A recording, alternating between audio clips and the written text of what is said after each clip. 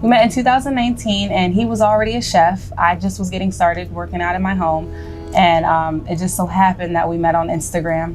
He slid in my DMs and we started from there.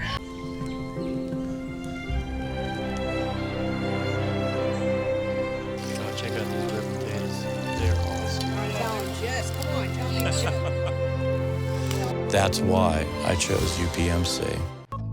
Then we joined businesses together and we started out at Pajama Factory. And then we stumbled across this place, middle of July? Middle of July, yeah. I've been a chef now for a lot of years. I started out with a friend of the family who was a chef at a local restaurant in South Williamsport. I went in and revamped concepts in their hotels.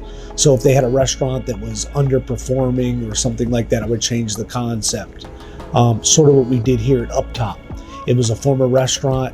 We came in and completely changed everything, gutted it, new equipment, new concept, and started over. So, well, it's one of the concepts that's kind of new, especially to Williamsport. It's not as new to bigger cities like it is to Williamsport, but it's takeout and catering, meaning we don't have in-house dining. We do have a outside dining area, weather permitting, of course. It's only been a little less shy of a month, and the projections that I originally put in, we've been blowing them away. So it's been really good. Good response from the community, all positive. Everyone has come in and amazed at what we did. And some former customers from the old restaurant, and they really, like what we did.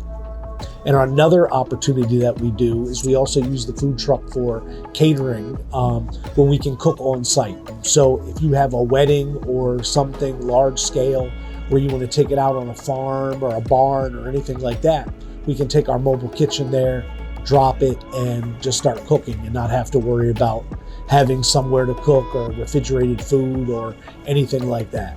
Anything seafood wise has to be wild caught. We don't use any farmed fish, any farmed seafood. Just one of the things that we've grown to not eat ourselves, and if we don't eat it ourselves, we're not going to serve it or put it on our menu. Our chicken, we try to get free range, no antibiotics, no drugs or anything like that for our chickens and eggs. Our beef, we only use USDA choice or prime. We try to get as much from local farms that we can. We use a lot of Misty Mountain. We use a lot of other local places. Our fruits and vegetables, as the season changes, we're trying to use stuff that we can get locally grown or within a 50-mile radius. We try not to use any kind of frozen vegetable, definitely no canned. And we just try to use our stuff fresh. So I'd make a tomato bisque and grilled cheese, so I thought, how can we step this up? We'll make a seafood grilled cheese. So I'd saute some crab and some shrimp. We put that on there with a different mix of cheeses, and voila. And then we decided to do it on a garlic sourdough to even upscale it a little more, instead of just using regular bread or Italian bread and, American cheese or something. Butters like himself. So make the garlic butter myself, fresh herbs, garlic, butter. So it turned into the garlic seafood grilled cheese, and everyone loved it.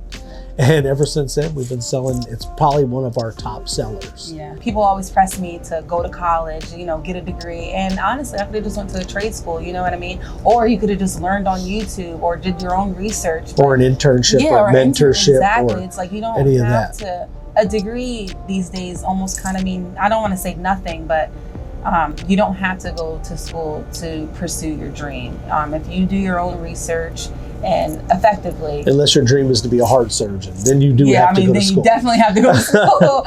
But you know what I mean? I would just say go for it. It's trial and error. Live your life, no regrets. Everything's not going to work out, and that is okay. It's not supposed to, you know what I mean? Because you're supposed to fail to know what it is to succeed. So, and it's happened to me. Like I thought, I'm never gonna, cook again because I didn't make any sales one day, you know what I mean? But then the next day I blew out the park and I sold out. So it's like, you have your days that, you know, it's really good and some days are really bad, but I just say go for it. You don't know until you try. Yeah, I agree with all that. Yeah.